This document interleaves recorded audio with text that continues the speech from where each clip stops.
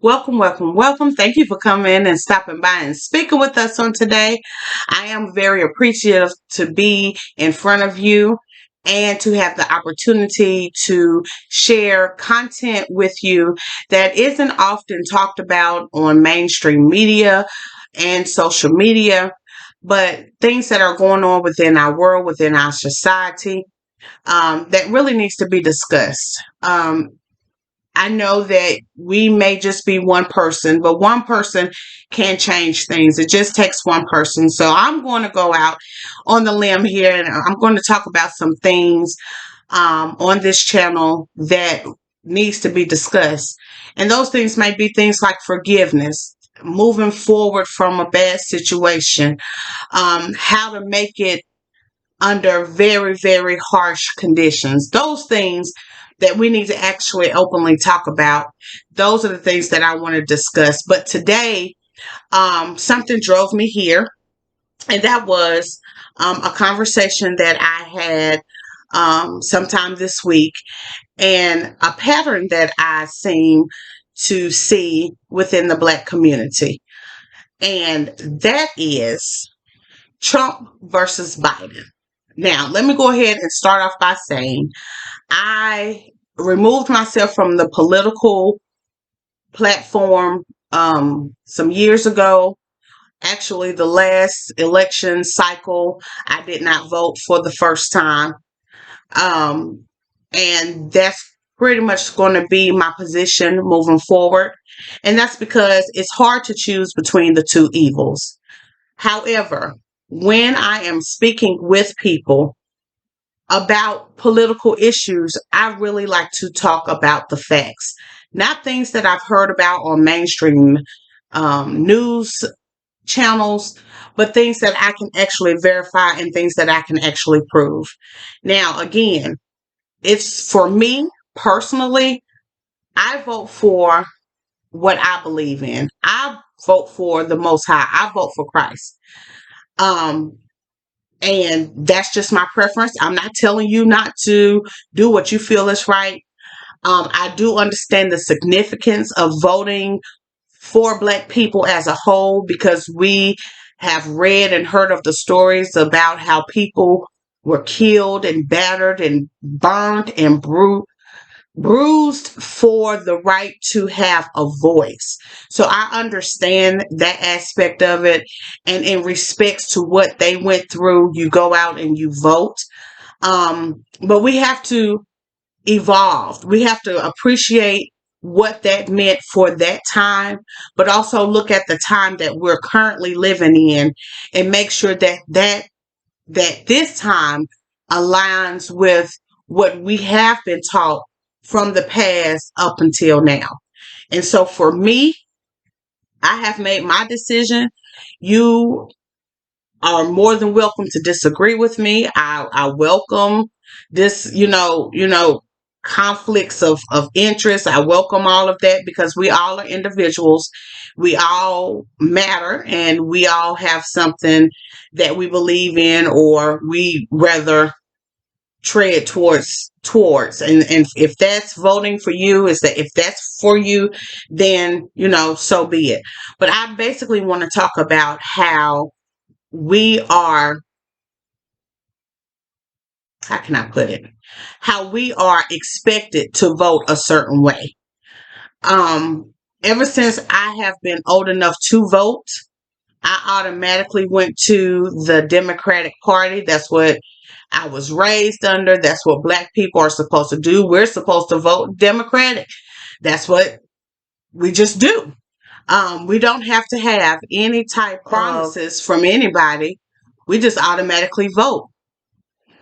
I do admire Ice Cube last election when he came out with a contract for Black America. We really can't call ourselves the minority anymore because this land has been diversified to where there are many of minority groups. So he specifically, with others, came up with a contract that would basically say, okay, this party, I want You want my vote. So what are you going to do in return for my vote? All other nations get something out of voting for a particular candidate, but we just automatically vote Democratic without getting anything out of it. So this man, Ice Cube, he came up with the contract. He said, "Hey, I welcome anybody, any black person to come and help put their 2 cents in it. This is just the start of what we expect if they want our vote." And boy, a lot of us got mad.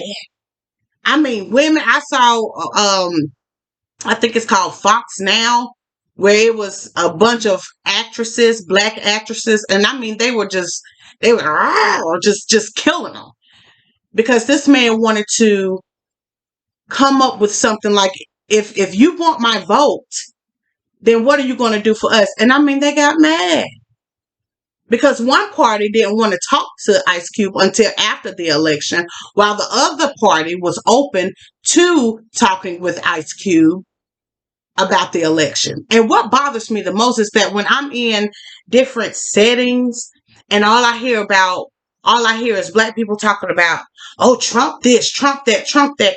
Baby, did you do your research, or you just sitting there clicking the remote control from this news station to the next news station so they all could just continue to feed you what they want you to hear?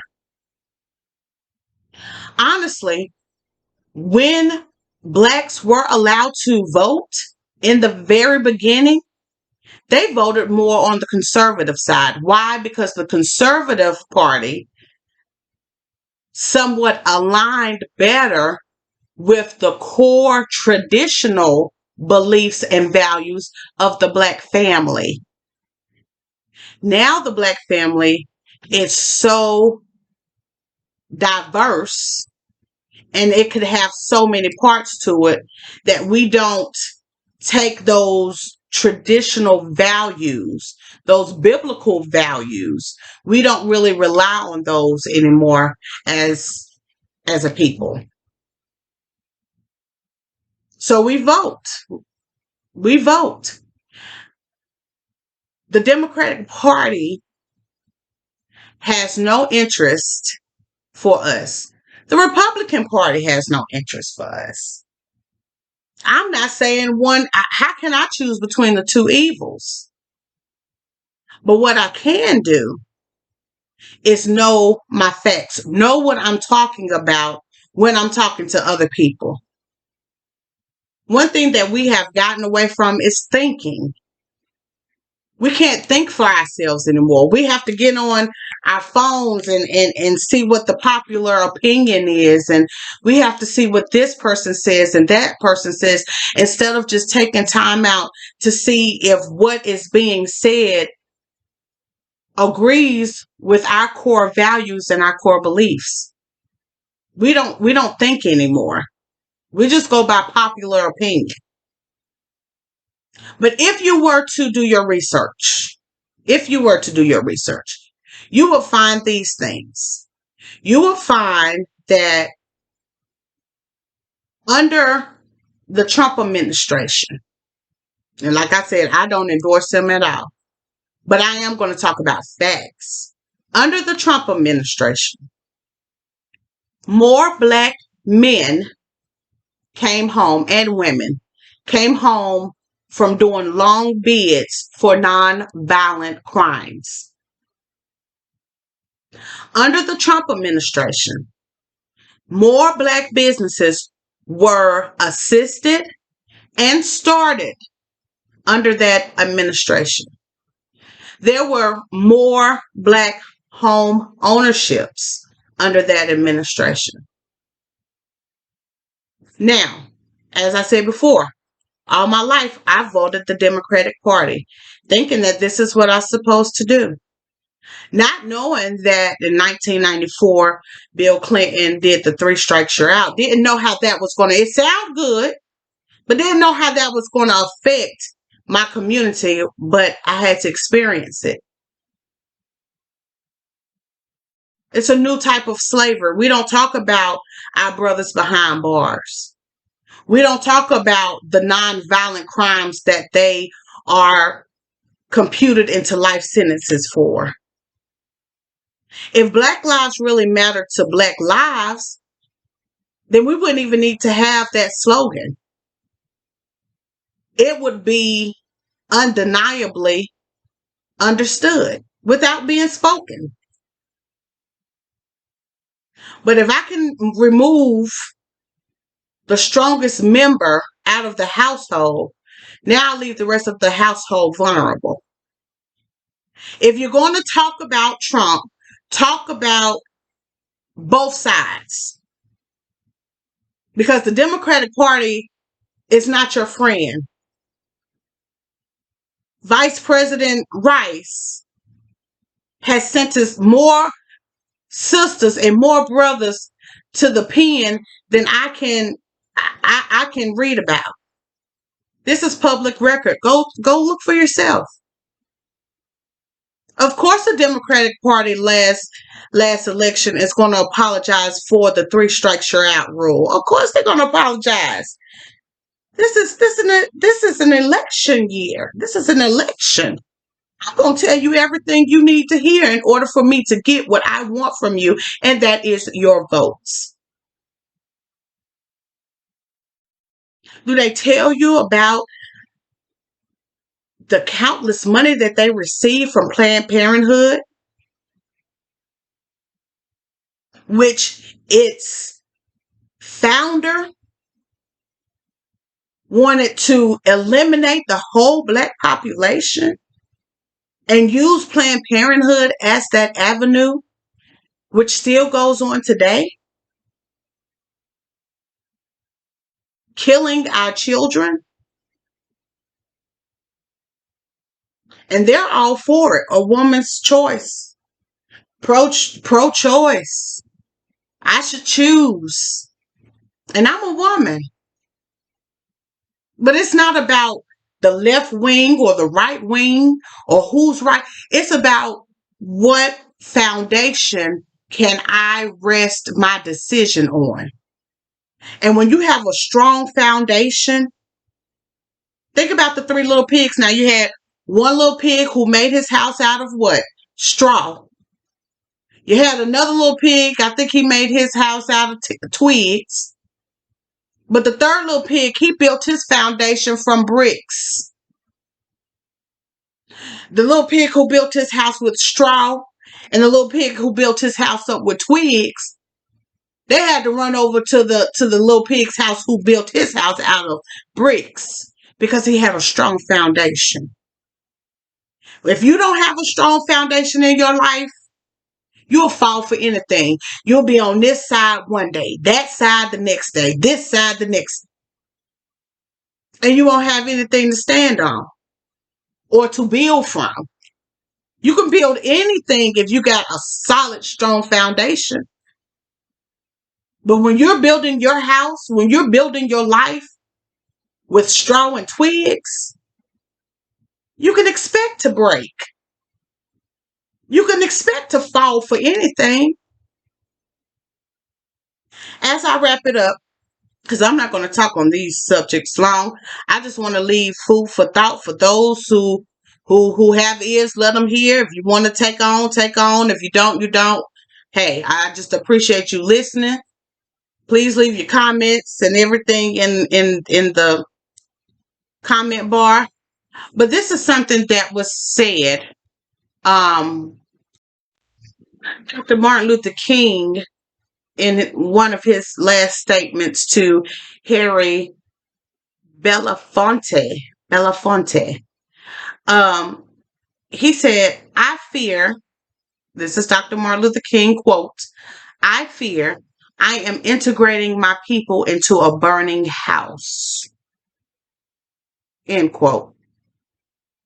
Let me say that again. Now, this is right at the turn of the ending of segregation. He says, I fear I am integrating my people into a burning house. Dr. King, what you mean? You fear. We've done all this marching. We've done all of this praying and We've been bitten by dogs. We've been burnt. We've done it all in the name of equality. But I truly believe, because anytime you're of a mainstream type person where you're very known, you're very popular, sometimes you have to kind of bend the rules. Sometimes you have to go against what your core beliefs is. And I believe that was that happened to a lot of our black leaderships. But at the end of their lives, particularly Dr. Martin Luther King and Malcolm X, these brothers saw something. These brothers began to see things as they really were. And they spoke about it. Now we're getting ready to end segregation. And one of the last things that you said was, I believe that I am integrating my people into a burning house. That's going to be a topic for another day. Think about that.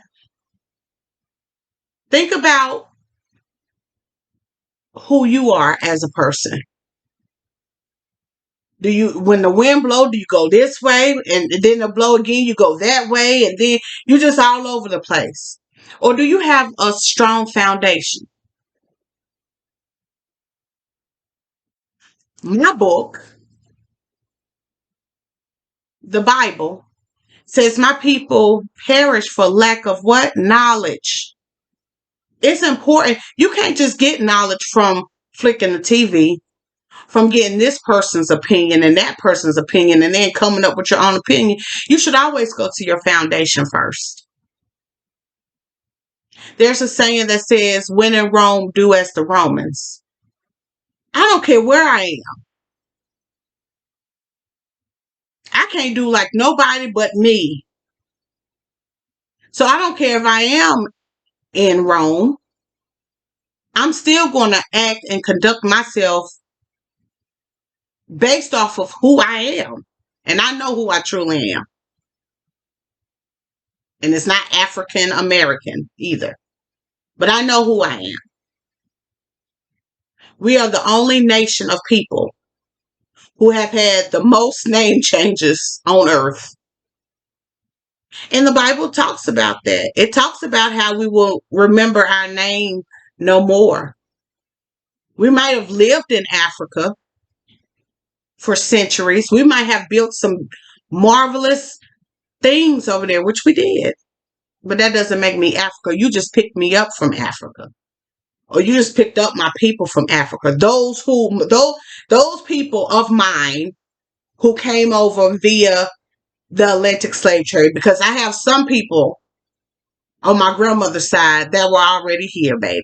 Before Columbus came, we were already here. My other cousins, my other bloodline, they were the natives. And the Bible is really my newspaper, because it talks about us being scattered throughout the four corners of the earth. I am so grateful that my eyes are open.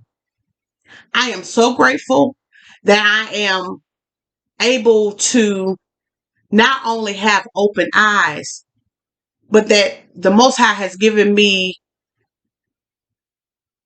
the know-how to try to help somebody else. All I'm saying is, take things for what it is. Everything that you hear via mainstream, you should take it as a lie first and then prove it to be true. Not take the lies that are given to us on these networks and make it true. If it's true, it's true. But you have to do your due diligence. You have to do your research.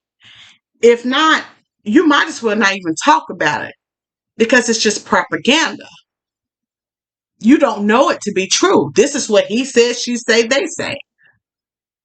But know the facts. Know what you're talking about. And this Trump versus Biden,